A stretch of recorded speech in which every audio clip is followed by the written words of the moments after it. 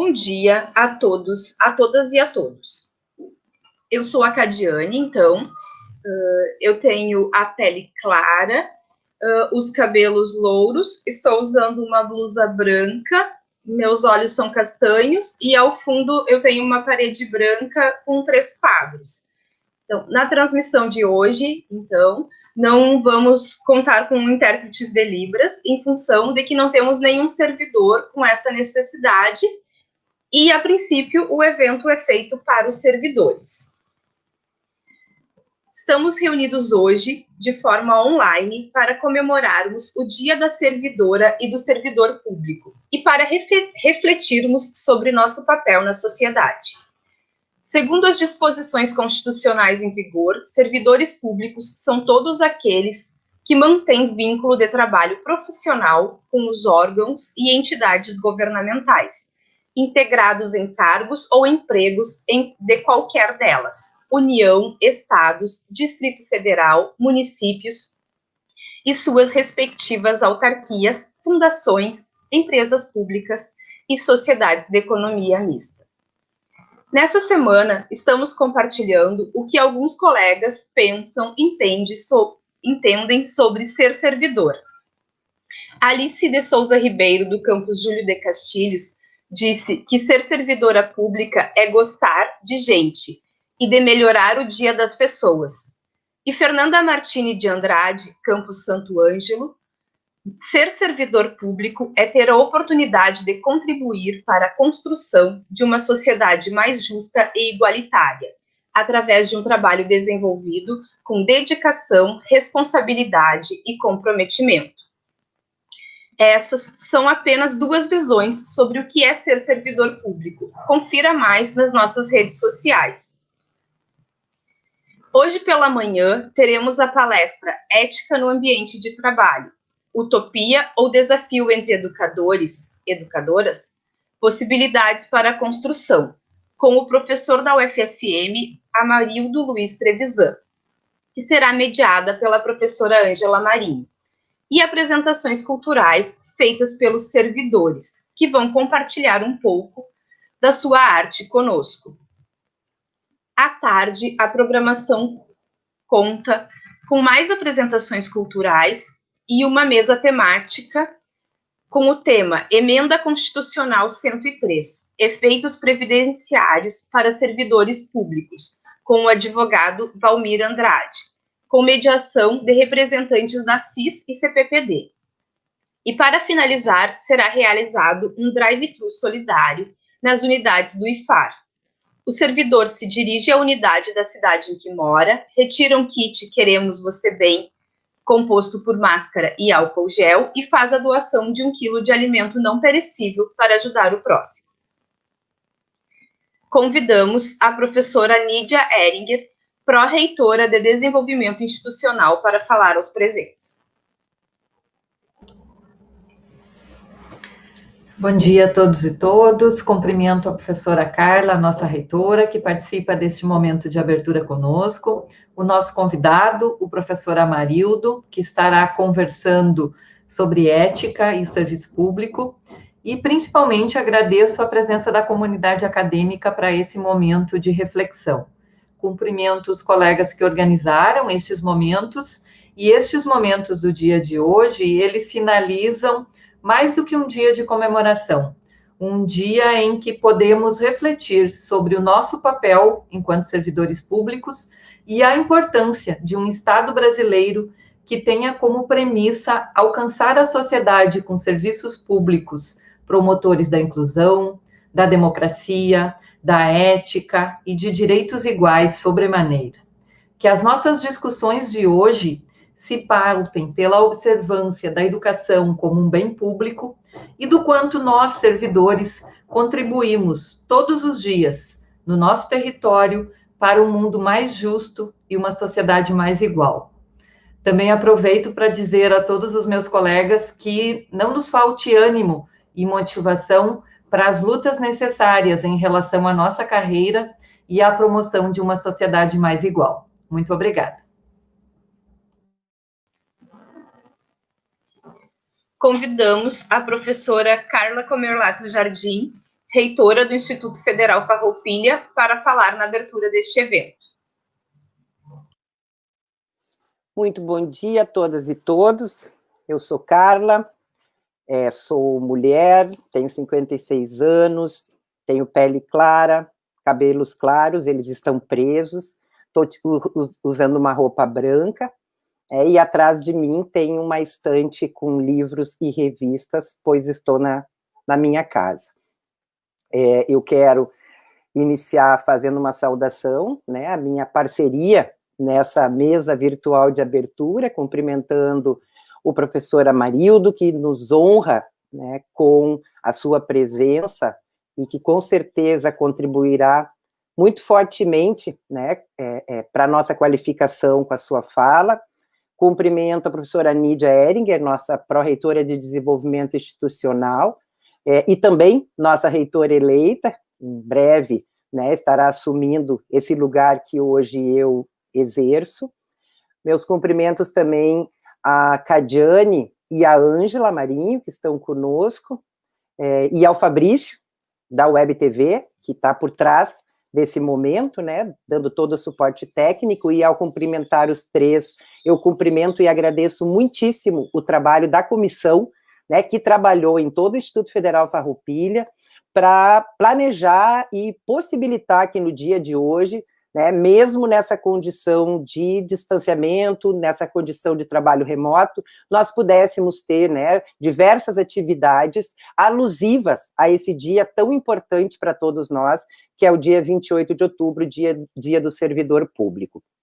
Quero expressar a minha alegria de poder, mais uma vez, estar junto com a nossa comunidade acadêmica, referenciando e homenageando os servidores públicos do nosso país, e em especial os servidores e servidoras públicas do Instituto Federal Farroupilha, né, referenciar ainda o quanto me orgulho de ser servidora pública há quase 30 anos, e de pertencer a uma instituição pública que entrega para a sociedade dos nossos territórios serviços públicos da mais absoluta qualidade. No momento, né, em que viemos, nos últimos anos, sofrendo profundos e diversos ataques às carreiras públicas, por meio de medidas provisórias, por meio de emendas constitucionais, por meio de decretos, me honra muito, né, poder sempre me levantar em luta em defesa do serviço público por conta de pertencer a uma instituição que realmente serve à população dos territórios de atuação. Então, eu gostaria de saudar a cada um e a cada uma dos meus colegas e minhas colegas servidores públicos, dizer da minha satisfação, da minha honra e do meu orgulho de pertencer a uma instituição que é composta por cada um e por cada uma de vocês e que nos torna, né, uma instituição pública que efetivamente cumpre o seu papel. Eu desejo que tenhamos um dia muito produtivo, que possamos, através das duas falas que teremos pela manhã e pela tarde, avançar ainda mais no processo, né, de qualificação, de reflexão sobre as questões que são afeitas ao serviço público, também possamos, né, alegrar o nosso espírito através das apresentações artísticas e culturais que alguns dos nossos colegas, com as quais os nossos colegas vão nos brindar, e ao final do dia, então, revestidos, né, de segurança, de todas as medidas de cuidado à nossa saúde e à nossa vida, nós possamos, então, participar do drive-thru solidário em todas as unidades do nosso instituto, recebendo, né, um presente, uma homenagem que a instituição faz a todos os servidores. A Cadiane já falou, né, um par de máscaras personalizadas e também um par de frascos para que a gente possa carregar conosco, né, o álcool gel, que hoje é um gênero de primeira necessidade, e ao mesmo tempo também deixar com os colegas que vão estar organizando o drive-thru uma contribuição, né, um quilo pelo menos de alimento não perecível, para que nós possamos depois também fazer chegar às pessoas né, que precisam desse auxílio, a nossa contribuição. Então, eu finalizo, né, só mais uma vez, reforçando a minha alegria, a minha satisfação de estar com vocês nesse momento e reafirmando, né, a honra que tenho de ser reitora de uma instituição pública que entrega para a sociedade serviços públicos da mais absoluta qualidade. Muito obrigada e que tenhamos um dia muito produtivo e muito feliz. Convidamos a professora Ângela Marinho para fazer a mediação da palestra Ética no Ambiente de Trabalho, Utopia ou Desafio entre Educadores e Educadoras, Possibilidades para a Construção, com o professor Amarildo Luiz Trevisan. Ângela é pedagoga pela Universidade Federal de Santa Maria, UFSM, magíster em docência universitária pela UTN de Buenos Aires, possui especialização em psicopedagogia, em gestão do trabalho pedagógico e especialização em docência universitária. Tem vários anos de exercício na educação superior. Atualmente é chefe de gabinete do Instituto Federal Farroupilha. Bem-vinda, Ângela. Obrigada, Catiane. Bom dia a todos. Uma saudação muito especial aos servidores e servidoras públicas, especialmente aos colegas do IFAR. Vou fazer a minha audiodescrição. Sou Ângela, mulher, servidora pública há 25 anos, tenho cabelos escuros, uso óculos, camiseta preta com a logo do IFAR e atrás de mim tem uma estante com livros. Dando início às atividades culturais e formativas pensadas para este 28 de outubro, temos nesta manhã a presença do professor Amarildo Luiz Trevisan, nosso colega, servidor da UFSM, que, como dito pela Catiane, abordará a temática Ética no Ambiente de Trabalho, Utopia ou Desafio entre Educadores e Educadoras, Possibilidades para a Construção. O professor Amarildo é titular de Filosofia da Educação da Universidade Federal de Santa Maria. É pesquisador PQ1D do CNPq, é líder do grupo de pesquisa Formação Cultural, Hermenêutica e Educação, grupo de pesquisa Forma, e, entre tantos outros títulos, é pós-doutor em Humanidades pela Universidade Carlos III, Madrid, na Espanha. Professor, agradecemos imensamente o aceite ao nosso convite e seja muito bem-vindo. Mas antes de lhe passar a palavra, eu quero registrar que estudos, pesquisas, têm revelado a importância da alteridade, da ética, do respeito, do discernimento, do conhecimento, do bom senso e da sensibilidade nas relações humanas. Pertencemos a um ambiente social. Gestos simples evitam adoecimentos como estresse, depressão, falta de motivação. A ideia é que, neste momento, possamos refletir sobre questões que envolvem ética e felicidade no ambiente de trabalho, pois somos servidores da educação e precisamos agir com esse cuidado para com o outro no dia a dia, no ambiente profissional. Ainda ontem, professora Maria, na abertura do Festival Arte em Rede, Tramas e Conexões, um evento promovido pelas pró-reitorias de extensão dos 3 institutos federais, a palestrante Márcia Tiburi abordou, de certa forma, esses conceitos, ao falar da importância da arte e da cultura. Realmente é um tema muito atual e de extremo significado.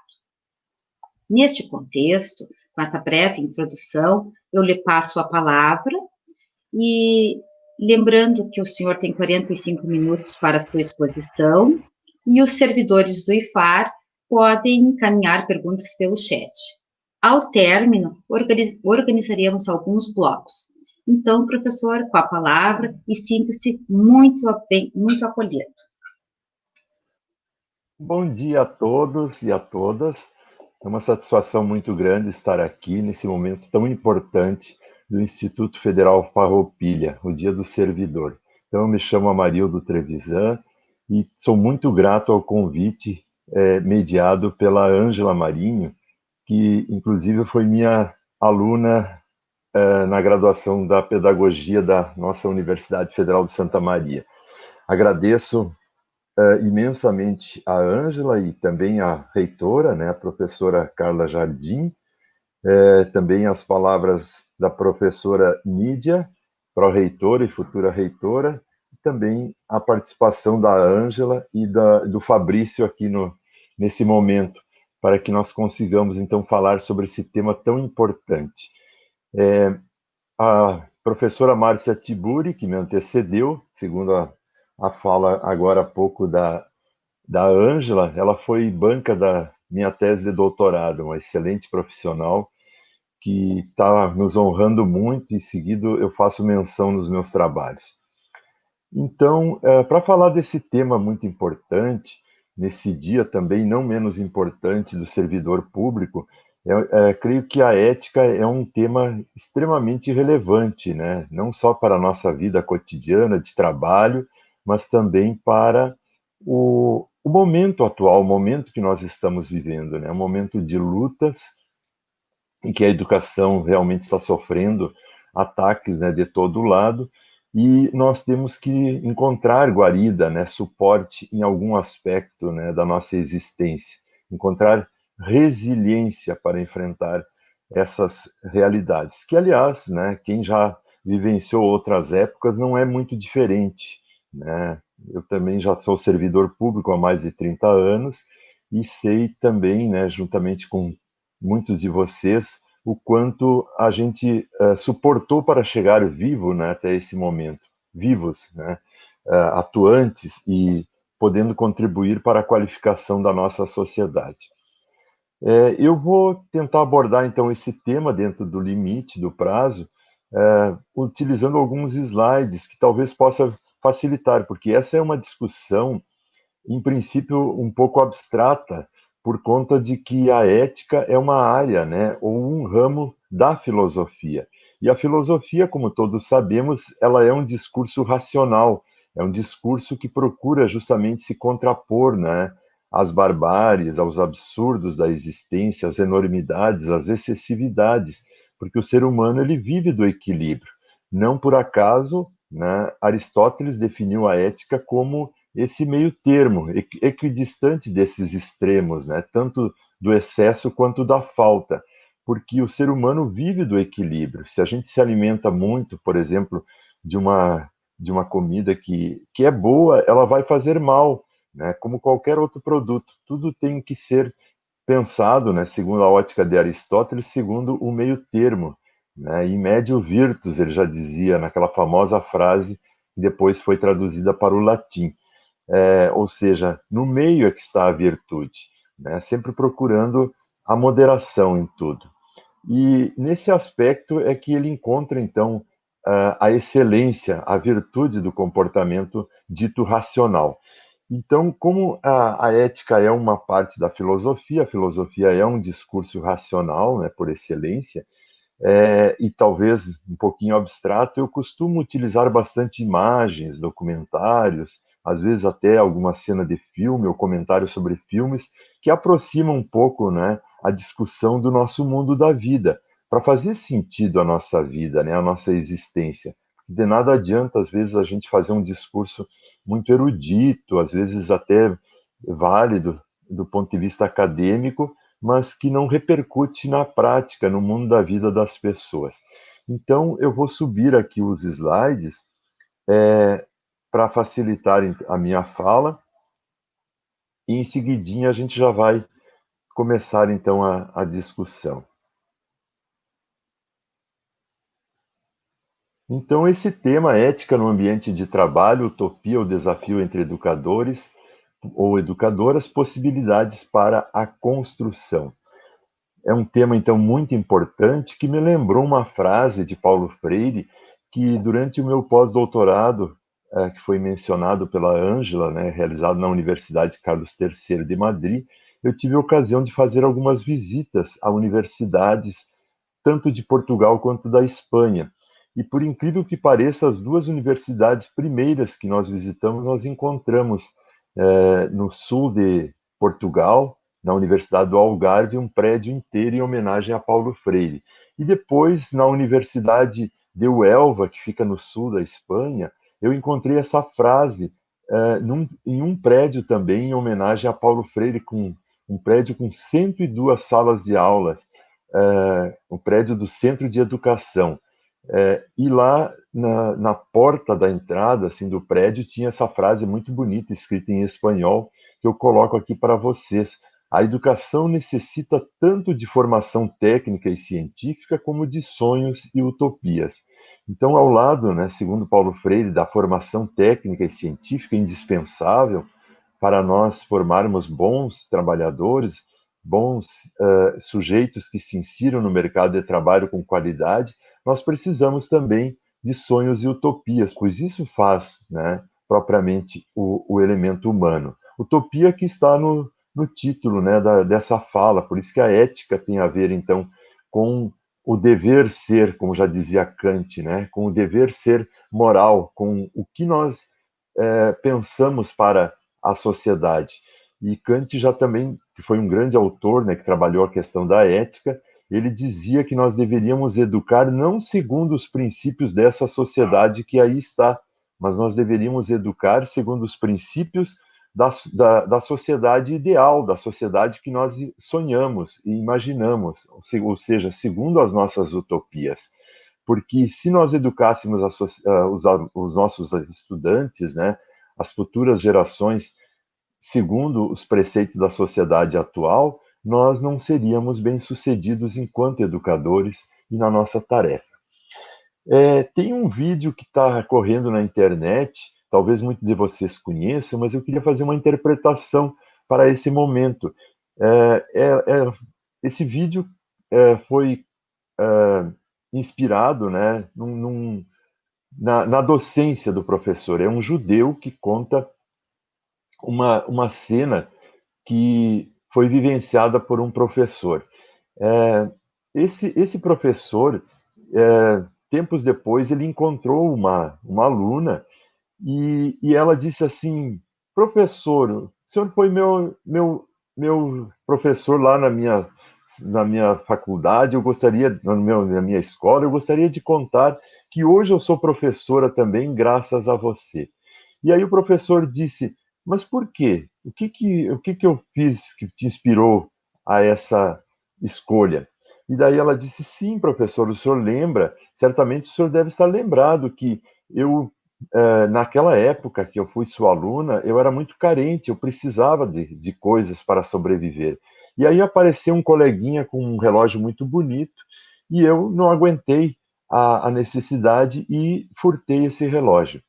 Quando nós retornamos do intervalo, esse aluno se queixou para o senhor a esse respeito, né, uma vez que o relógio dele tinha desaparecido, e o senhor pediu para que nós ficássemos todos de costas, né, para o senhor e de frente para a parede, e que fechasse os olhos.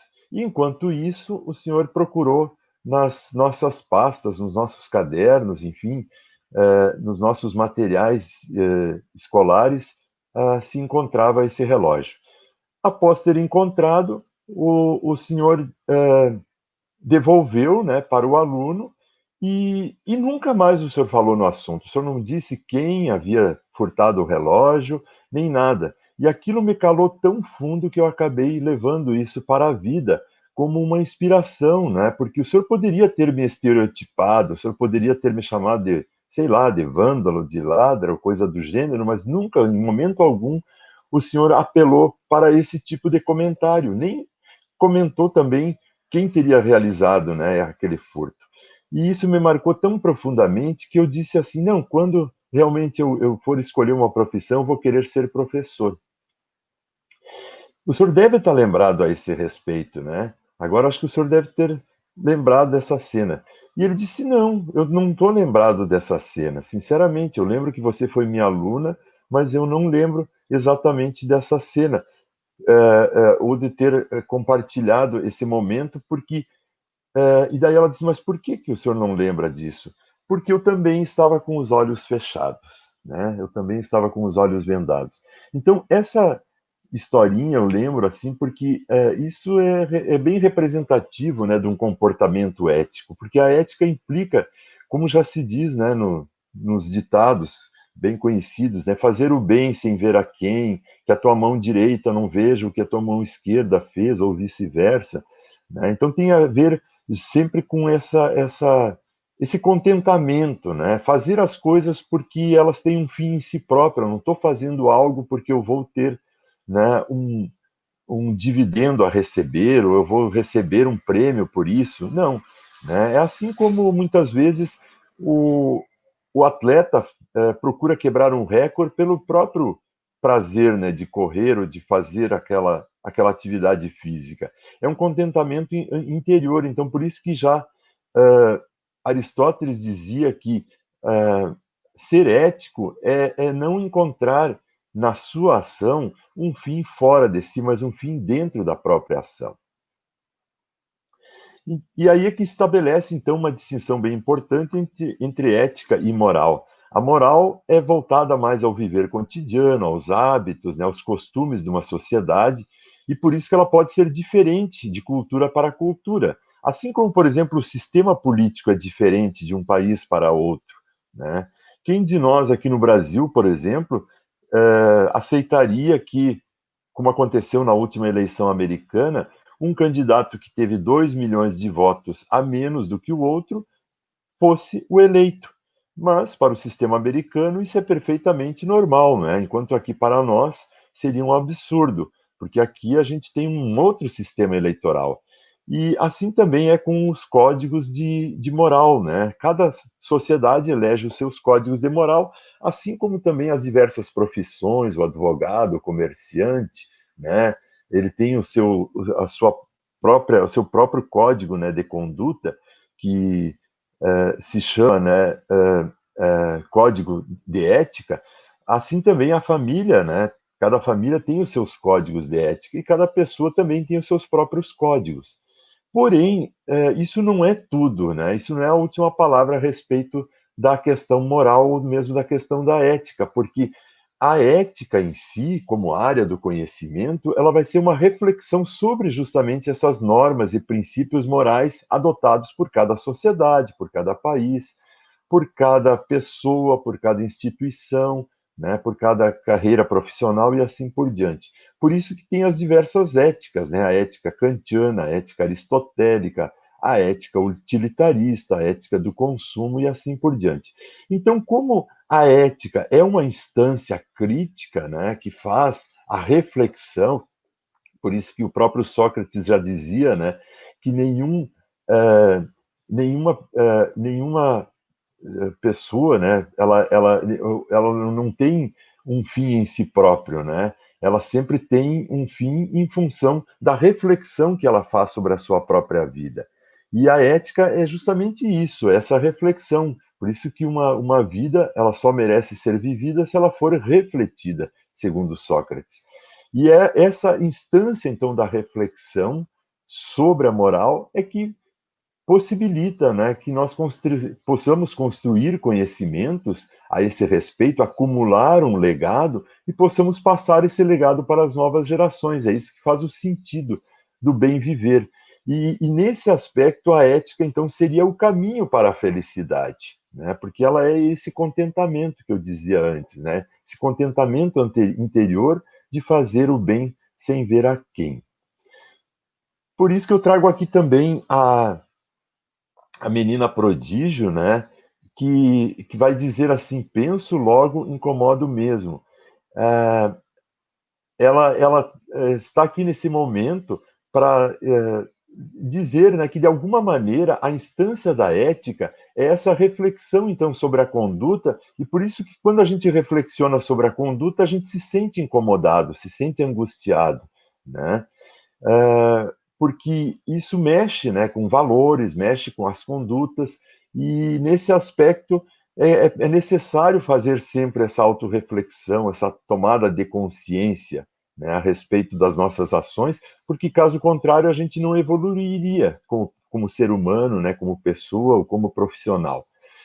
Trago também aqui essa pequena imagem, né, tá escrito em italiano, siamo schiavi dei nostri pensieri, quer dizer, somos escravos do nosso pensamento, somos escravos da nossa reflexão. Alguns, né, levam a vida pensando, como está mostrando um personagem lá atrás, tem uma bola na cabeça, só pensando no esporte, no futebol, outro pensando em tragédias, outro pensando nos problemas dos filhos, né? E alguém leva uma planta, leva um símbolo, né, de esperança. Alguém pensa diferente. Nós somos escravos daquilo que nós pensamos. Então, a nossa reflexão é importante. Por isso que a ética é essa instância que a gente faz o burilamento dos nossos pensamentos, das nossas ideias.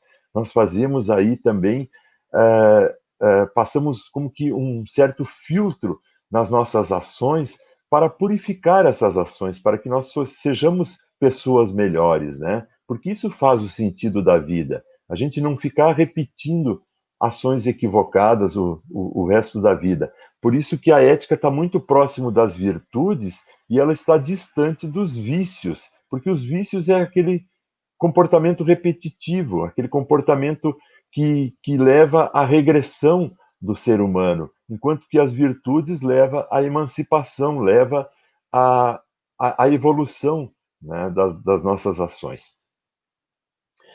E Adélia Cortina, que é uma filósofa espanhola, que trabalha na Universidade de Valência, muito conhecida, né, no contexto europeu, e tem algumas obras já traduzidas no Brasil, nós vamos utilizar ela aqui várias vezes. Ela diz que, no entanto, né, apesar da ética ter toda essa importância, a felicidade para essa sociedade que aí está se reduz a consumo, né, e se reduz a estar bem, a busca do bem-estar que se identifica com as possibilidades de consumo, né? Normalmente, muitas vezes as pessoas só pensam sonhos, só têm utopias ligadas à sociedade do consumo, comprar um carro, comprar uma casa, comprar televisão, né? Trocar de aparelho doméstico, esse ou aquele, de computador, o que é importante, né? A gente tem que buscar atualização sempre, mas, né, a gente não pode achar que a vida se resume a isso. Esse é o problema da ética do consumo, né? A gente tem que pensar que a vida está para além disso, porque senão a gente sempre fica preso na teia do consumo, né? A sociedade capitalista é especialista em fazer, né, esse tipo de aprisionamento das nossas mentes, e por isso que a gente não consegue muitas vezes evoluir. E um fenômeno que está muito presente na ética contemporânea, né, é que a sociedade do consumo ela transformou a ética em estética. Há um novo consenso, de certa maneira. A racionalidade, a filosofia, conforme nós falávamos antes, ela se distingue basicamente em três instâncias, né? A instância cognitiva instrumental, a instância ética, né, e a instância da estética. E todas as três têm importância na vida do ser humano. E uma não pode se sobrepor à outra. No entanto, na sociedade do consumo, na sociedade atual, a ética foi substituída pela estética, né? E, portanto, a preocupação com a dor do outro, que nós falávamos antes, né? A preocupação com o outro, com a alteridade, com a busca de fazer o bem sem ver a quem, virou sinônimo nessa sociedade que aí está, de uma estratégia de marketing para a projeção à sobrevivência tanto de indivíduos quanto de empresas, né? E isso, no campo empresarial, chama-se responsabilidade social, que é um termo muito bacana, muito interessante, porque as empresas elas acabam adotando uma vila, adotando uma sociedade, adotando uma instituição, né, que ajuda os carentes, e nesse sentido ajuda, né, claro, obviamente, a outras pessoas. Porém, quando isso é feito sobre o ponto de vista do marketing, na minha opinião, isso perde completamente o sentido. E o marketing é o quê, né? É a projeção da imagem da empresa para o grande público. Então, por exemplo, aqui na minha cidade acontece muito. Tu chega num caixa do supermercado e a pessoa que te atende ali no caixa, ela diz assim, olha, sobrou 20 centavos, sobrou R$ 2, você quer doar para uma creche? Claro, né? Obviamente a gente aceita e tudo tranquilo, né? Porém, isso não é gratuito, né? Isso que é a reflexão filosófica sobre a ética, né, e sobre a questão da moral, ela pode trazer à luz, porque isso não é gratuito. Na verdade, aquela doação que a empresa vai fazer, não é? Muitas vezes não é com a melhor das intenções, não é com a intenção de pensando no outro, mas isso vai criar, ao fim e ao cabo, para a empresa, uma imagem positiva perante a sociedade. E isso vai gerar novos consumidores, né? E outras pessoas que certamente vão buscar comprar produtos naquele supermercado porque ele está fazendo o bem, né, a uma instituição. Porém, em primeiro lugar, o bem que ele está sendo feito é realizado com o teu dinheiro, né? Assim como, por exemplo, a Rede Globo, naquela campanha Criança Esperança, né? Ela faz o bem, né? Mas ela faz o bem com o dinheiro das doações. Então, eu não vejo nada de ético nisso. Não sei, né? Claro, cada um tem os seus códigos de valores, pode apreciar, de repente alguém pode dizer, não, mas se ela não faz, né, ninguém faria no seu lugar. Tudo bem, mas não é um comportamento eticamente recomendado, porque a instituição que está fazendo isso, a empresa que está fazendo isso, ela está visando, né, obviamente, a produção de marketing, a produção de uma boa imagem da empresa para a projeção de uma boa imagem para que ela tenha novos consumidores. Então, isso é bem característico da nossa sociedade. Só estou dando um exemplo, né, 2 exemplos, de que a estética ocupou o lugar da ética. E isso é que nem a gente vê aqui nessa imagem à esquerda, é como o eclipse, né? O eclipse, quando o Sol encobre a Lua, ou quando a Terra, né, encobre a Lua, enfim, é, às vezes a gente tem esses fenômenos da natureza. E isso, claro, né, é um fenômeno passageiro. Só que na nossa sociedade isso está perdurando há muitos e muitos anos. E aí me sirvo de um outro grande filósofo chamado Theodor Adorno, que dizia que o mundo todo é forçado a passar pelo crivo da indústria cultural.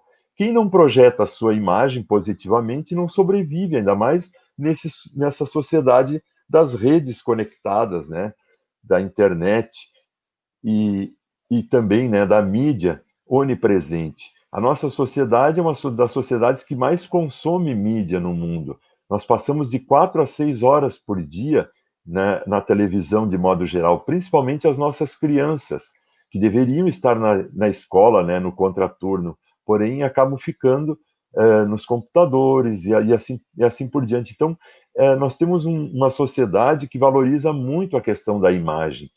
Tanto é que nós somos o país que mais acaba investindo, né, na, nas cirurgias plásticas, na cosmética, nesse mundo que está, né, muito ligado às aparências.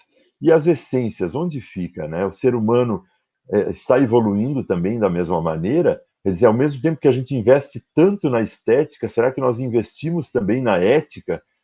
Muito pouco. Então, são raros esses momentos que a gente tem para refletir sobre isso. Há poucos dias atrás, então vou dar mais um exemplo. Eu que trabalho, tenho minha conta no Banco do Brasil, certamente muitos têm também, né, ou em outros bancos, para receber o seu salário de servidor. Eu recebi esse e-mail do Banco do Brasil, como eu disse, né, que é o meu banco, convidando para uma live com os Paralamas do Sucesso. E aí, quer dizer, eu parei e digo, peraí um pouquinho, o que isso significa, né? 31 anos de cultura. Ora, eu admiro, já até assisti shows do Paralamas de Sucesso, né? É um conjunto muito, muito importante, muito famoso, né? No meio musical, no rock brasileiro. Porém, eu acho estranho um banco como esse Banco do Brasil, né, um banco tão poderoso, um dos maiores que nós temos, é um patrimônio da nossa sociedade, porque ainda ele é um banco público, associar cultura com entretenimento, né? Então, o que é esse conjunto? Esse conjunto é um conjunto de rock, de distração, né? Eu não vejo muita cultura aí, não sei, né? Claro, cada um pode ver de forma diferente, mas do meu ponto de vista, isso é mais um aspecto da estetização. Então, a cultura virou sinônimo de entretenimento, né? Não só a questão da ética, a cultura virou entretenimento, a indústria cultural se torna sinônimo de mercantilização e, portanto, de empobrecimento do ser, porque cultura, né, gente, é muito mais do que isso, né? Cultura é a cultura clássica, cultura dos grandes expoentes do pensamento, Aristóteles, Kant, como nós temos falado aqui, um Sócrates. Jamais, né, a gente poderia considerar um conjunto como esse sinônimo de cultura, ou uma live com esse conjunto musical que tem, claro, a sua validade, mas é dentro da cultura pop. Aí sim, se tivesse colocado aí cultura pop, tudo bem, mas não cultura do modo geral. Assim também a política passou por um processo de estetização. Aí nós temos uma frase muito bonita que mostra isso. A chave para a liberdade não está nas armas, está na educação, na cultura e na investigação. No entanto, o que nós vimos na última campanha eleitoral no Brasil? A estetização da política, aquelas arminhas, né? As pessoas fazendo gestos com armas e achando muito bonito. Inclusive, eu via isso até na internet, nos Facebook, pessoas ligadas a igrejas, pessoas vinculadas a cargos em igrejas, defendendo, né, e achando bonito fazer aquelas arminhas. Só que aquilo não é gratuito, né, gente? Nós já somos um dos países. Meu atual projeto é sobre a violência, então eu posso falar sobre isso, porque a gente acaba trazendo dados a esse respeito, né, e encontrando dados a esse respeito. Nós somos um dos países mais violentos do mundo. Nós temos uma taxa de homicídios que é semelhante à de um país em guerra como a Síria. A nossa taxa de homicídios é 30 vezes mais alta do que na Europa. No entanto, qual é a receita que um candidato que se elege acaba propondo para enfrentar a questão da violência? Ele propõe cultura, propõe educação, né? Propõe melhorar as nossas escolas, propõe investir mais em educação, né? E formação de uma opinião pública. Não, ele propõe a repressão, que é um remédio que já estava sendo aplicado e que não estava dando certo, né? Então, mesmo durante a pandemia, os dados estão trazendo aí à tona, né? Aumentou em 8% as mortes pela repressão policial, mesmo durante a pandemia. Então, isso é um problema muito sério da nossa sociedade, na medida em que ela procura estetizar tudo, né? Transforma até a política em estetização. E a gente não pode esquecer que a estetização da política foi algo utilizado como ferramenta de marketing do próprio fascismo, do fascismo italiano, né? Então, o que nós temos hoje? A indústria cultural não abrange uma ideologia porque ela própria é a ideologia, né? A ideologia no sentido negativo. E isso atinge também a educação. E aí eu trago uma reflexão sobre a educação, né? Nós que somos servidores da educação, tanto professores quanto os técnicos, né? Nós temos um ideal de educação. E será que o nosso ideal está ligado a esse da indústria cultural, a um professor performático simplesmente, né? Ou nós temos um ideal de educação para além dessa sociedade e dos valores que essa sociedade prega? Eu admiro muito os filmes sobre professores e muitas vezes faço para os meus alunos, né? Filmes de Hollywood, de outras plataformas sobre professores. Porém, eu vejo um problema sério nisso, que é a divulgação de valores que estão sendo veiculados nesses filmes. Filmes como Escritores da Liberdade, Sociedade dos Poetas Mortos, Dança Comigo, enfim, vários filmes. Eu não estou conseguindo ver diferença entre eles. Parece que é sempre a mesma tônica. é sempre um professor que faz a diferença, né, naquele contexto. E quando, na verdade, a gente sabe, né, que um professor pode fazer a diferença, mas nunca ele vai fazer essa diferença sozinho. Se ele for fazer esse trabalho sozinho, em pouco tempo ele vai sofrer penalidades, né? Outro dia, um aluno aqui da nossa universidade, não foi aluno meu, foi aluno lá da filosofia, me encontrou num momento de confraternização e veio lá conversar comigo. Ele disse: olha, professor, eu fui trabalhar numa prefeitura aqui próximo de Santa Maria, como contratado, encontrei uma turma de terceira série primária muito problemática, do ensino fundamental, fiz a diferença, enfrentei a diretora, enfrentei colegas que não entendiam o que eu estava fazendo. No final do ano, a aprovação dos alunos foi de 97%. No entanto, o meu contrato não foi renovado.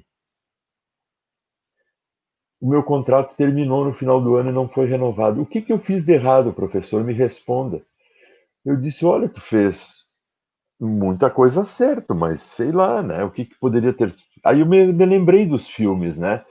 Realmente, a gente não consegue, muitas vezes, levar adiante boas propostas porque a gente não faz parcerias, a gente não procura trabalhar no coletivo, a gente procura trabalhar individualmente. E talvez tenha sido o caso desse professor, né? Ele fez tudo certo até o ponto de vista de que ele realizou tudo sozinho, né? E aí ele ficou muito vulnerável, não teve o contrato renovado. Então, quando a gente acaba trabalhando nessa perspectiva, né, na ideologia do individual somente, a gente se enfraquece e, ao invés de conseguir levar adiante um bom trabalho. Então, a Adela Cortina, ela vem falar um pouquinho nesse aspecto, nesse sentido, né, da solidariedade, da compaixão, do valor do outro. Aqui eu trago um livro que ainda não está traduzido para o português, um livro que ela escreveu sobre ética, e que ela coloca justamente esse título: para que serve realmente a ética? E ela vai dizer que a felicidade, ela não está somente em nossas mãos. É claro que a felicidade não depende somente de nós, porém está também nelas, né? E acabamos pagando pelas más decisões. O pior é que quem vai pagar, muitas vezes, pelas más decisões, são os que menos tiveram responsabilidades por elas, né? Então, esse é o problema da ética. Quando a gente infringe valores, a gente acaba, enquanto sociedade, né, enquanto indivíduo também, pagando um preço muito alto. Trago aqui um exemplo, né, recente, que está aí, né, no nosso contexto. Nós nos gabamos de ser um dos países que mais produz, né, no agronegócio. O agronegócio é pop. No entanto, os nossos produtos lá no supermercado, o arroz, por exemplo, é um dos mais caros do mundo. E por que isso, né? Nós somos um dos países que mais produz e mais exporta grãos no mundo. No entanto, nós somos um dos países que voltou para o mapa da fome. Então, alguma coisa está errada, né? Alguma coisa do ponto de vista ético, né? E que transcende a questão de mercado, deve estar sendo equivocada. E aí, a Adela Cortina nos chama a atenção justamente para isso, porque ela diz: por isso, quando as organizações, as instituições ou os povos geram um mau caráter, maus hábitos e costumes, perdem o poder sobre o seu presente e seu futuro, ou seja, perde a direção e se converte em seres reativos, reagem aos acontecimentos e, além disso, tarde e mal, precisamente porque são os eventos que tomam a direção do processo. Então, quando a gente infringe as questões éticas, a gente se torna apenas ser reativo. As nossas instituições, a nossa sociedade é uma sociedade reativa, né? Haja vista a questão da violência. E aí temos que ir acabando investindo pesado, né, na repressão e não na educação, que seria o ideal. E aí, se nós voltarmos no tempo, né, já que nós, na semana passada, comemoramos os 80 anos do nosso rei Pelé, eu trago a frase dele, que ele disse no momento que ele se despediu do Brasil, na época, né, uma das despedidas, ele teve 3 despedidas do futebol, na primeira delas, em 1969, quando ele se despediu num jogo contra o Vasco, se eu não me engano, ele, no final do jogo, ele emocionadamente pediu atenção às criancinhas, ajudem as crianças desafortunadas, pelo amor de Deus, o povo brasileiro não pode perder mais crianças, desabafou o nosso rei, né, o rei Pelé. E isso que ele disse foi corroborado um pouco depois pelo nosso grande educador, Darcy Ribeiro, antropólogo. Ele já dizia, se os governadores não construírem escolas, em 20 anos faltará dinheiro para construir presídios. E é o que está acontecendo hoje, né? É o que está acontecendo hoje. E aí, ao mesmo tempo, a gente vê a concentração de renda aumentando. Mesmo na pandemia, os índices, trago aqui apenas alguns índices, tanto no Brasil quanto no mundo, há uma concentração de renda brutal. Por que será que isso está acontecendo? Porque nós não estamos investindo em educação de forma adequada. Quem dera nossas escolas fossem semelhante ao que são, né, os nossos institutos federais, por exemplo, né? Se nós fôssemos isolar os alunos, os estudantes dos institutos federais, nós seríamos primeiros lugares nos rankings mundiais, né, de educação. Nós estaríamos à frente de países poderosos nesse sentido, como Singapura. Seríamos segundo e terceiro lugar em várias áreas do conhecimento e talvez até primeiro. Porém, não é a realidade da maioria das nossas escolas, né? E a educação, como a gente bem sabe, ela tem um papel fundamental na redistribuição da renda. No entanto, o que está acontecendo no mundo, né? Cada vez mais se fecham escolas no mundo e também no Brasil e se abrem presídios. Ou seja, estamos exatamente contrariando a questão da ética. E o que nós temos hoje, né, em termos de mundo? Em termos de país, nós somos o segundo país que tem a maior concentração de renda. Só perdemos para o Catar, que é um país lá do Oriente Médio, né, um país explorador de petróleo. E em termos globais, 2.153 bilionários, ou seja, a pequena parcela da população rica mundial, pequena parcela de bilionários, tem o equivalente a 4,6 bilhões de pessoas. Ou seja, eles são tão poderosos quanto 60% da população global. Eu morei 6 anos em Goiás e, na época, ainda Goiás era um estado único, juntamente com Tocantins. E, no entanto, cinco famílias eram donas de mais de 80% das terras. Então, por aí a gente vê, né, onde está a raiz, né, dos nossos problemas. A educação seria esse mecanismo de redistribuição de renda privilegiado. E por que nós cada vez mais concentramos renda? Mesmo durante a pandemia, né? A gente pode pensar assim, bom, agora estamos aí na pandemia, os ricos vão tirar o pé do acelerador e vão parar de concentrar rendas. No entanto, o que está acontecendo? Cada vez mais, né, e mesmo na pandemia, aumentou a concentração de renda. No entanto, se a gente for fazer uma enquete entre a população, quem ela tem medo, né, que vai roubar os seus bens ou que vai se apropriar dos seus bens? Tenho certeza que seria o comunismo, né? Os comunistas, os professores são comunistas, né? Os professores são doutrinadores, muitas vezes, para a opinião pública. E, no entanto, o que acontece? Não são os comunistas que são a ameaça, né, da expropriação das nossas propriedades. Os maiores ameaças são os bancos, são eles que confiscam muitas vezes as nossos poucos valores, os nossos bens. E o que está presente aí, né, nesse tipo de discurso, que é muito presente nas redes sociais, nos Facebook, as pessoas postam fotos, né? Eu morro de medo do comunismo, mas que fantasma é esse? Quer dizer, é toda uma manobra diversionista de distração da população, porque enquanto ela tem medo do comunismo, dos professores que são doutrinadores, não sei o quê, elas não percebem que os verdadeiros concentradores de renda são outros, né? Os que expropriam a nossa renda diariamente. Então, esse é o tipo de problema, né? Malcolm X, que é um uma grande referência na luta em defesa da população negra dos Estados Unidos. Ele já dizia: se você não se cuidar, os jornais farão você odiar as pessoas que estão sendo oprimidas e amar as pessoas que estão te oprimindo. No Rio Grande do Sul, gente, trago dados aqui dos meus projetos, houve um investimento em segurança pública em 2017 de 18%, né, em relação a 2016. No ano de 2017, houve um outro aumento de 16%.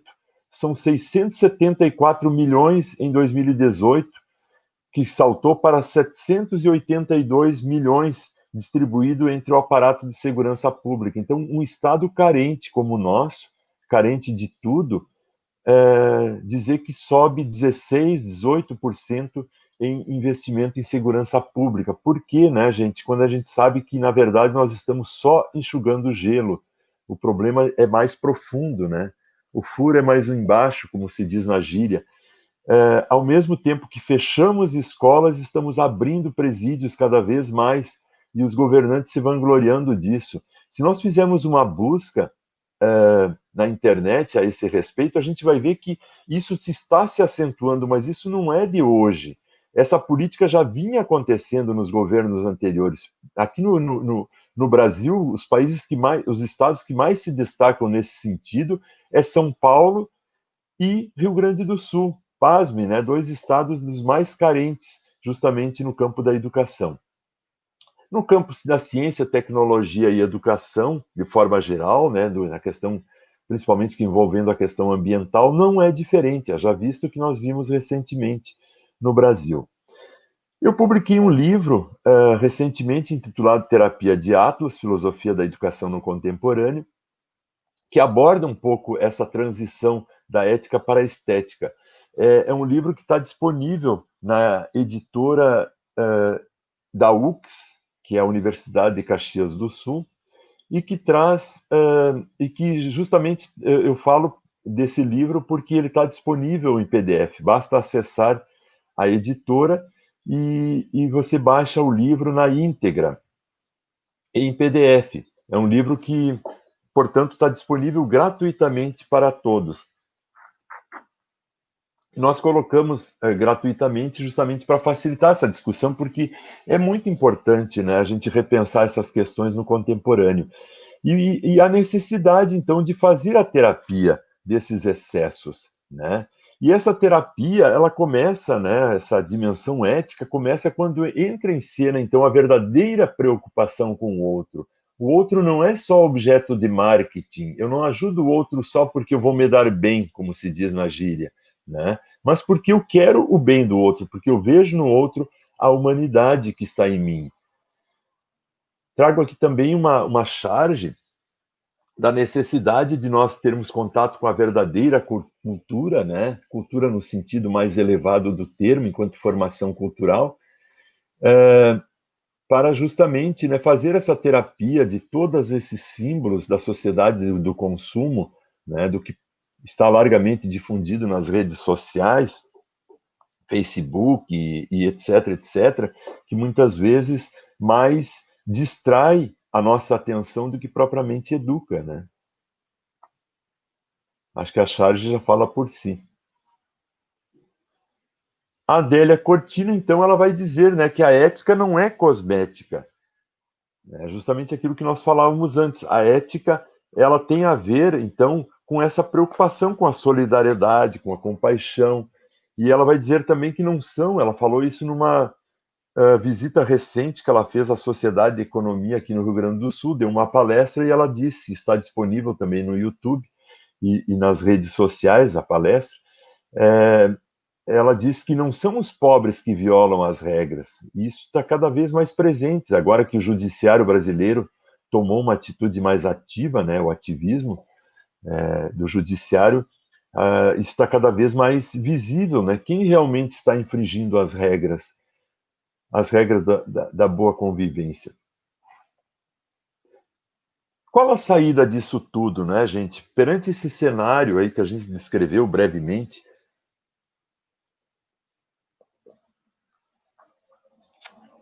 Como a gente pode ser feliz? Eu estou tomando um chimarrãozinho aqui para dar um tempo. Você toma alguma decisão para ser feliz? Né? Você toma alguma atitude? Sim, tomo decisões. Então, cabe a nós decidirmos, né? Dessubjetivar, como diz o Giorgio Agamben, né? Dessubjetivar certas compreensões, fazer a terapia, né? Dos nossos comportamentos estereotipados, nossos comportamentos excessivos, dos vícios, né? O vício da internet é um dos vícios mais terríveis, né? Contemporaneamente, porque as pessoas não conseguem mais viver senão conectadas. E aqui aquela velha briga entre razão e emoção. Daí o cérebro diz para o coração: você deveria dizer o que sente. E você deveria, né? O coração responde: você deveria sentir o que diz. Quer dizer, razão e emoção deveriam estar lado a lado e não em campos opostos. Carl Sagan, que é um grande pensador, um grande escritor, ele dizia que a história está repleta de pessoas que, como resultado ao medo, ou por ignorância, ou por cobiça de poder, destruíram conhecimentos de imensurável valor, que em verdade pertenciam a todos nós. Esse patrimônio mesmo, né, do respeito ao educador, está sendo cada vez mais destruído. E o que nós estamos colocando no lugar? Né? No Japão, como já diz esse outro slide, o único profissional que não precisa se curvar diante do imperador é ainda o professor. Mas quanta diferença, né? Quanto mais evoluída a sociedade, mais ela valoriza o professor. Diferente da nossa sociedade. Mas temos que buscar resiliência, né? Aí temos uma árvore, ela caiu há muito tempo, mas nunca desistiu. Continuar brotando, né? Continuar acreditando, continuar esperando, esperançar, como já dizia Paulo Freire, né? Essa é a nossa utopia. Quem ensinou você a voar? Diz um pássaro para o outro. Meus pais, diz a resposta. E quem ensinou a voar tão alto? Os meus professores. Quer dizer, a diferença entre educação e ensino, muitas vezes, né? A gente às vezes ouve falar, não, a escola só ensina, a família é que educa. Eu acho que não, eu acho que os dois devem educar, né? Os dois devem educar, mas principalmente, óbvio, né, a família. A família não pode abrir mão de educar, não deve cobrar isso somente da escola. Mas os professores também têm uma tarefa formativa, de não apenas passar conhecimento, né, mas também trabalhar com a formação, passar conhecimentos que sejam pertinentes, como já dizia Edgar Morin. Já estou indo para o final. Adela Cortina e Martínez vão dizer que os educadores, muitas vezes, é isso, eles se preocupam com habilidades técnicas e sociais para seus alunos, porém, é impossível nós construirmos uma sociedade democrática apenas acreditando na capacitação técnica e social. Também temos que pensar em valores, né? Valores como autonomia, como solidariedade, isso pertence à ética. A ética significa, então, o cultivo, né? Você esculpir, você transformar a tua vida numa obra de arte. Esculpir um bom caráter, um bom ethos, é o que é de mais inteligente, porque isso poupa muitos dissabores, muitos sofrimentos, segundo Adela Cortina, né? E nos leva para o caminho da felicidade. Pois para mim, como diz Otton Rodrigues, o bom caráter já é uma beleza. Se a gente busca estética, temos que buscar a estética também na ética, né? No bom caráter. Quem dera que por descuido houvesse uma pandemia, então, de consciência e empatia, diz o Odinei Passos. Nesse momento tão difícil que nós estamos vivendo, né? De sofrimento coletivo, uma verdadeira catástrofe coletiva, quem dera então, né, em termos assim de utopia, nós também termos uma pandemia, mas sim diferente dessa que nos traz sofrimento, a pandemia que traz felicidade, que é a pandemia de consciência e de empatia, ou seja, de preocupação com o outro, no seu genuíno sentido. E é isso então, gente. Muito obrigado. e estou à disposição para nós conversarmos, se ainda tiver tempo, a respeito desse tema tão importante. E, mais uma vez, agradeço muito a oportunidade de falar desse tema, que é fundamental para a nossa vida em sociedade e é o caminho, né, para a felicidade pessoal e coletiva. Muito obrigada, professora Marildo. Excelentes contribuições. E nós temos ainda alguns minutinhos e nós temos algumas perguntas que os colegas encaminharam. E eu vou fazer o bloco das 4 perguntas e depois eu faço o fechamento. Pode ser assim? Pode.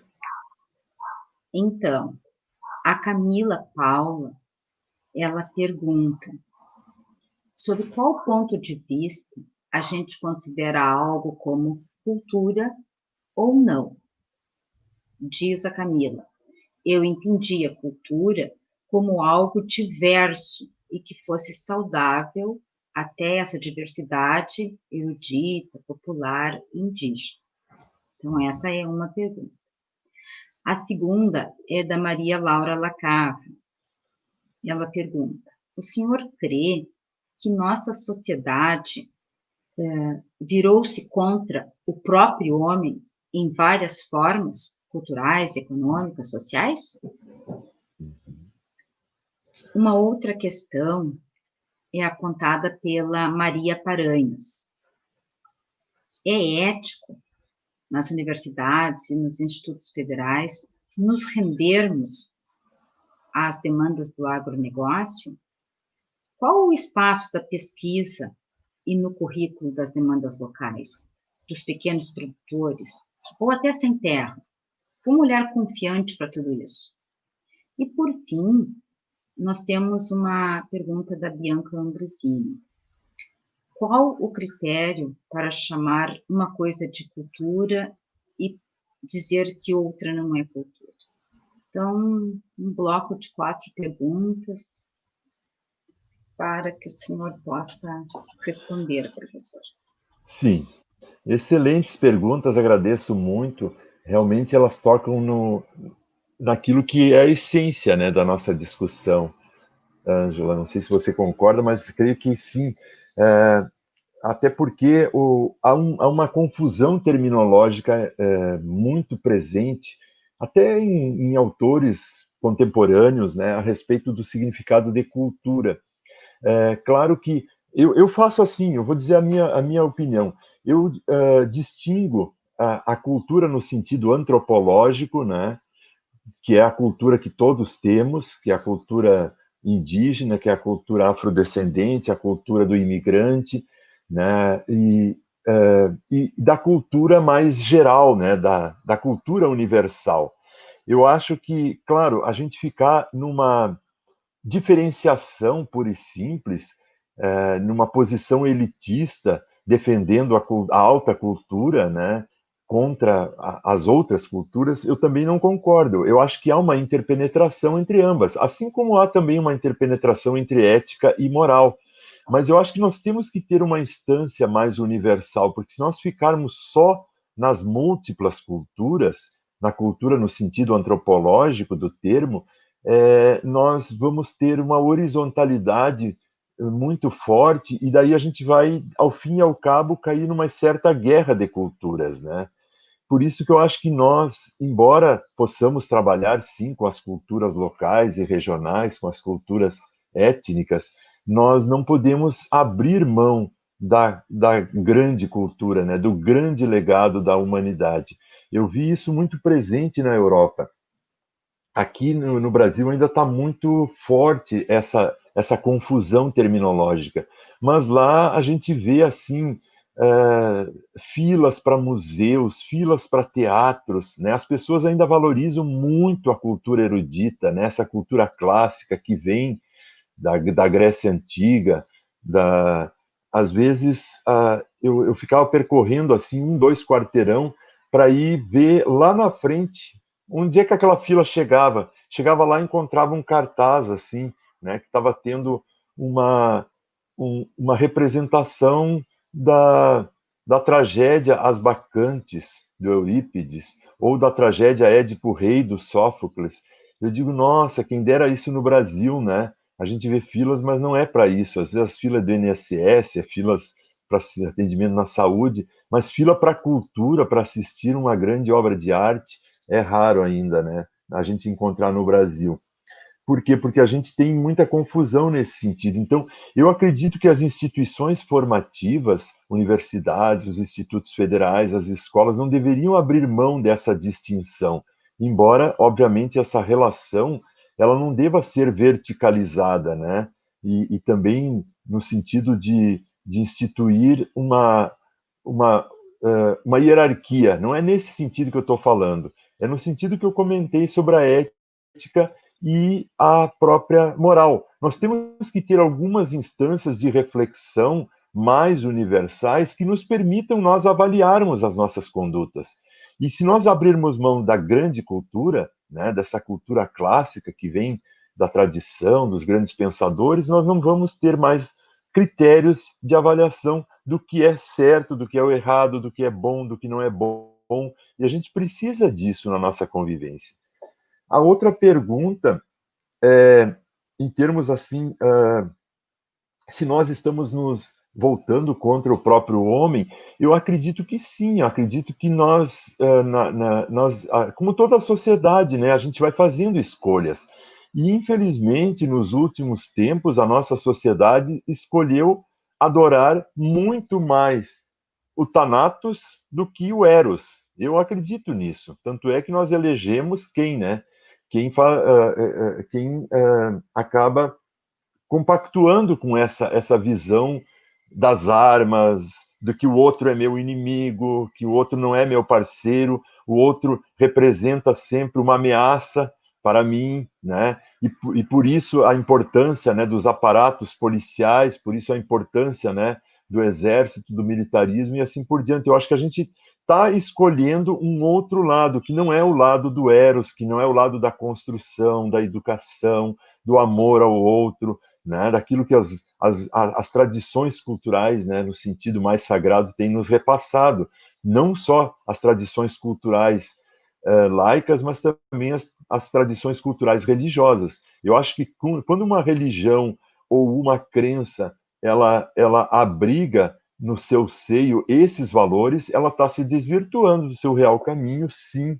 Né? Não é por aí que nós vamos ser felizes, não é por aí que nós vamos construir uma sociedade melhor. Não é investindo no bélico, no aparato bélico, é que nós vamos chegar a algum lugar. Isso é nada mais do que o que eu vi outro dia num depoimento desesperado de um delegado de uma cidade lá do Nordeste.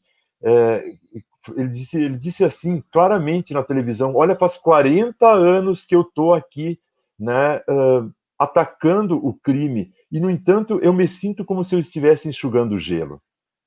Por quê? Porque a gente não está trabalhando valores mais profundos, né? Mais profundos, que poderiam servir para resolver esses problemas de maneira preventiva. Não que eu queira dizer com isso que não deva ter aparatos de segurança, né? Pelo contrário, eu acho que ao lado da segurança, nós deveríamos fazer um trabalho mais forte no sentido da educação, da ética, porque só o aparato de segurança sozinho ele não vai conseguir resolver o problema. É o que nós temos feito nos últimos anos e, infelizmente, não está dando certo. Aqui também foi colocada a questão do agronegócio, nós não deveríamos investir na agricultura familiar, creio que sim, claro. E o trabalho com o agronegócio a gente teria que redirecionar, né? Não só para o mercado externo, né? Mas também e priorizar o abastecimento do mercado interno. Isso, inclusive, a China está fazendo. As últimas notícias e o redirecionamento que a China está tendo é muito mais a preocupação com o mercado interno do que o mercado externo. Então, creio que temos demandas de todo tipo. E a última pergunta, eu acho que já está mais ou menos respondida, né? O que é cultura? Eu acho que a cultura ela tem essas duas faces, né? Ela tem uma face que é antropológica e, portanto, que diz respeito às diversas culturas, né? A cultura, por exemplo, do futebol, né? Às vezes a gente lá no futebol a gente diz um palavrão. claro que em outro contexto, né, não seria aceitável dizer um palavrão, mas ali naquela cultura do futebol, né, as gírias, não sei o que, às vezes até é válido. Por quê? Porque o futebol tem uma cultura que é própria, né? Enfim, o esporte, de modo geral.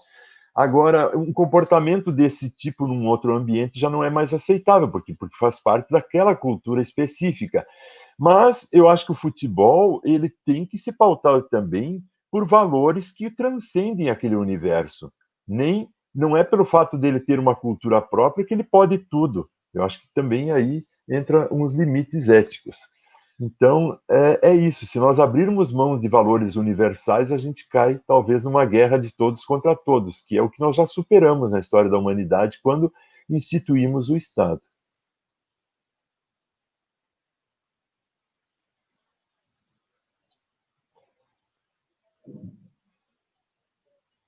Professor, me escuta? Sim, Concluíste? sim. É que eu acho que deu um corte. Ah, tá. Não, era isso. De minha parte, era isso. Não sei se tem mais alguma questão, fico à disposição.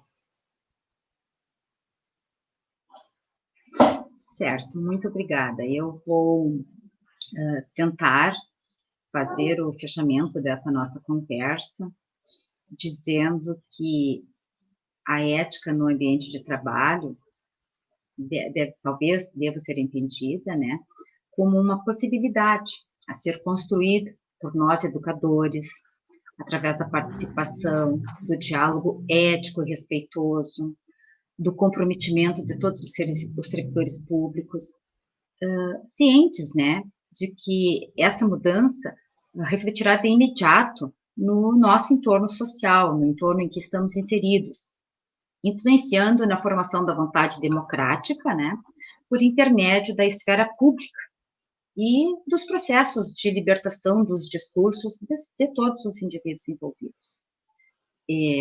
Penso que podemos dizer que com conhecimento, né, é possível superarmos esse desafio, essa era das pós-verdades que tem substituído o penso, logo existo, pelo creio, logo é verdade.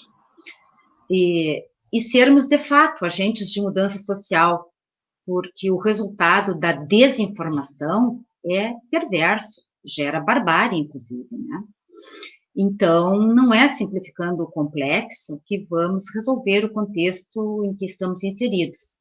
E isso passa pela superação da comunicação distorcida, das individualidades, da desconexão, e tudo isso criado propositalmente, e algumas dessas questões pela própria indústria cultural, que diverge de cultura, né?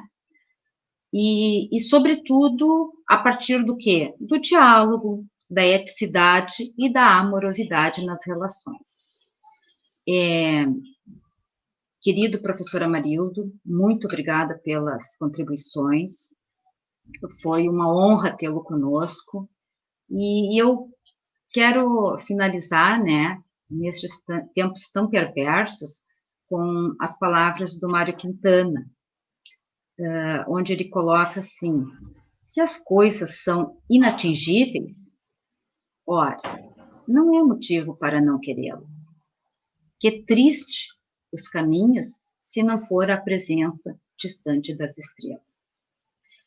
Acreditamos no ser humano, nas inúmeras contribuições dos servidores públicos para a sociedade e nas inúmeras possibilidades que nós temos para ser felizes, para sermos éticos, para estabelecer essas parcerias e juntos buscarmos o testemunho positivo da vida dos outros, o diálogo sobre si mesmo, o bom senso, o autodomínio, o equilíbrio emocional nas relações pessoais e profissionais, para que sejam saudáveis, autônomas e democráticas.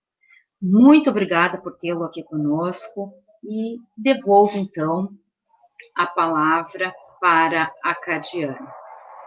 Grata.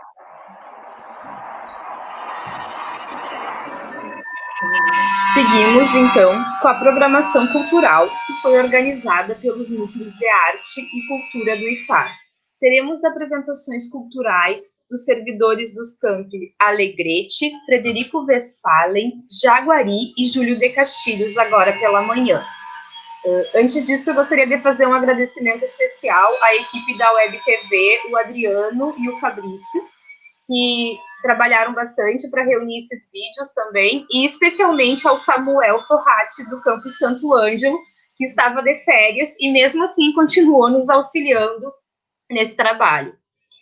Então, do Campus Alegrete, são 3 apresentações. A primeira, de Patrícia Meneguzzi Metz Donici, com a música Le Lac de Come, de Meme Galos. A segunda, de Tiago Rosa, uma paródia de Karate Kid. E a terceira, de Tatiele Rita da Silva Duarte, o poema Trechos de O Guardador de Rebanhos, de Alberto Caeiro, heterônimo de Fernando Pessoa. Do campus Frederico Westphalen, 2 apresentações. A primeira, a música Como uma Onda, de Lulu Santos, pelos servidores Mariane Martins Raposo, Aristóteles Alves Paz, Luciane Figueiredo Poculati, Bruno Batista Boniati, Fernando José Vinhas Souza Coelho, Pedro Henrique de Góes, Graciela Fagundes Rodrigues, José Fernando de Souza Fernandes, Kelly Ione Noronha e Douglas Miller. E a segunda, a música Ai Que Saudade do Cê, com a servidora Mariane Martins Raposo. Do campus Jaguari, também são 2 apresentações. A primeira, de Eusébio Paim, a música Do Fundo da Grota. E a segunda, de Francisco Giraldi, a música Vaneirão do Silvério, de Albino Manique. E finalizando o turno da manhã, do campus Júlio de Castilhos, 2 apresentações. A primeira, a música É Preciso Saber Viver, com os servidores Ciro Adilson Atzler, Rodrigo Carvalho Carlotto, Felipe Brum e Magali Cristina Hartmann. E a segunda, com a Dayana Carpenedo, a música Recomeçar. A Dayana também representa a reitoria nesse momento e não apenas o campus Júlio de Castilhos. Então, vamos às apresentações. A reitoria nesse momento e não apenas o campus Júlio de Castilhos. Então, vamos às apresentações. A reitoria nesse momento e não apenas o campus Júlio de Castilhos. Então, vamos às apresentações. A reitoria nesse momento e não apenas o campus Júlio de Castilhos. Então, vamos às apresentações. A reitoria nesse momento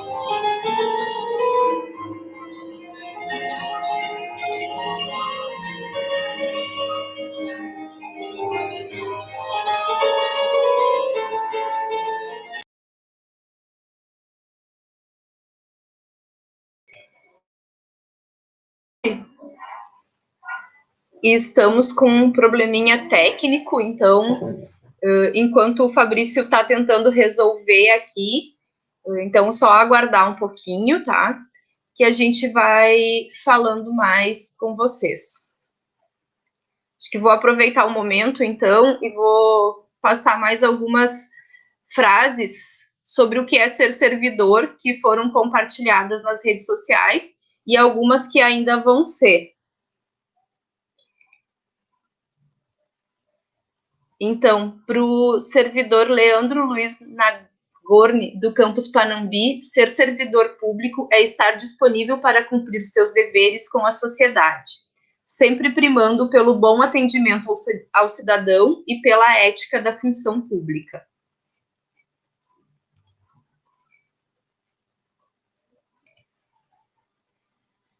A servidora Deise Busnello Prestes Ros, do campus São Borja, diz que ser servidora pública é estar sempre a serviço do público com a responsabilidade e dedicação.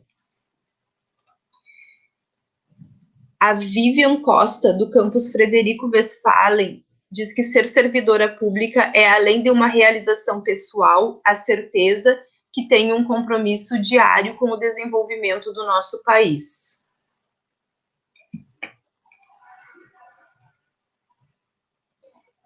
O Luciano de Oliveira, do campus Alegrete, diz que ser servidor público é ter orgulho do que faz a consciência de um elemento essencial para o desenvolvimento dos cidadãos e do país.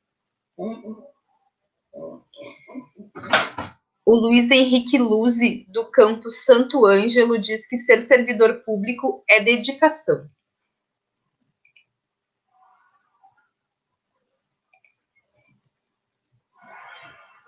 A Jane Hopke, do campus Santa Rosa, diz que ser servidora pública é servir ao público com zelo e dedicação pelo bem de todos.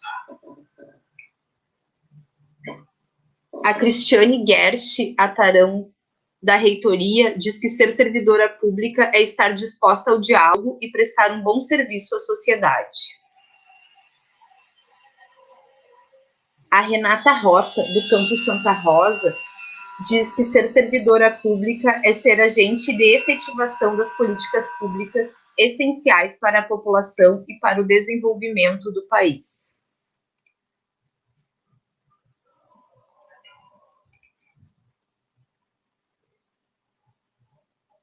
A Mayara Belt, do campus Panambi, ser servidora pública é ter empatia pelas causas comuns, trabalhar com afinco em prol de todos, é ser regida pelos princípios da ética, justiça e democracia, de forma a auxiliar nos processos que envolvem a construção de uma sociedade mais igualitária e de um futuro melhor.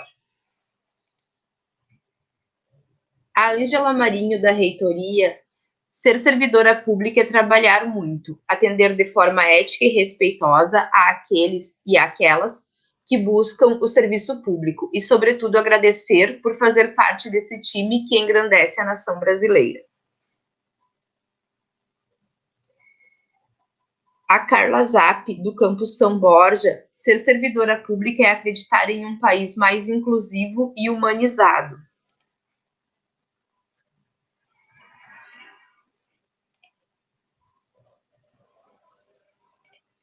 A Melissa dos Santos Oliveira, do campus Santo Augusto, ser servidora pública é um propósito de vida, servir mais e melhor a cada dia, é um dar e receber constante.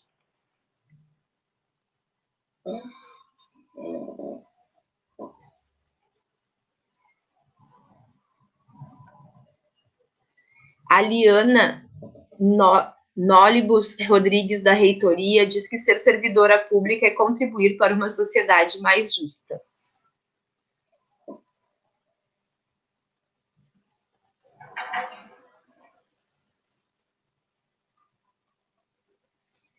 A Maria Laura Lacava Lordeiro, do campus Alegrete, diz que ser servidora pública é escolher trabalhar para a população brasileira, com profundo comprometimento e independente de governos. Bom, por enquanto, são essas as frases que eu tenho para deixar para vocês. Então, como eu estou aqui, só eu falando sozinha, vou contar mais um pouco para vocês, então, como é que foi essa organização. Então, nesse momento, a gente trabalhou com equipes de vários setores para poder organizar isso, os NACs. Então, foram parceiros que conseguiram que os colegas apresentassem, fizessem essas gravações para apresentar agora, nesse momento, né? Um pouco da sua arte. E, além disso, a nossa CGP também trabalhou com a gente, o gabinete, foi bastante gente envolvida, e a gente agradece muito aos colegas que mandaram os vídeos, então. Então, aqui, peraí. Os meninos disseram que o problema técnico continua, que nós vamos deixar essas apresentações para acontecerem na parte da tarde, então. Então, eu quero agradecer vocês por terem participado. A gente chegou a passar de 200 pessoas agora de manhã, acompanhando ao vivo no YouTube, né? Então, acho que foi bem representativo. E eu espero vocês de volta às 14 horas para mais apresentações culturais e para a mesa temática Emenda Constitucional 103, efeitos previdenciários para os servidores públicos. Então, continua tudo aqui no YouTube do IFAR mesmo, vocês voltam para cá às 14, vai dar tempo de todo mundo ir fazer o almoço agora, e depois a gente se vê, então, até mais, e até de tarde.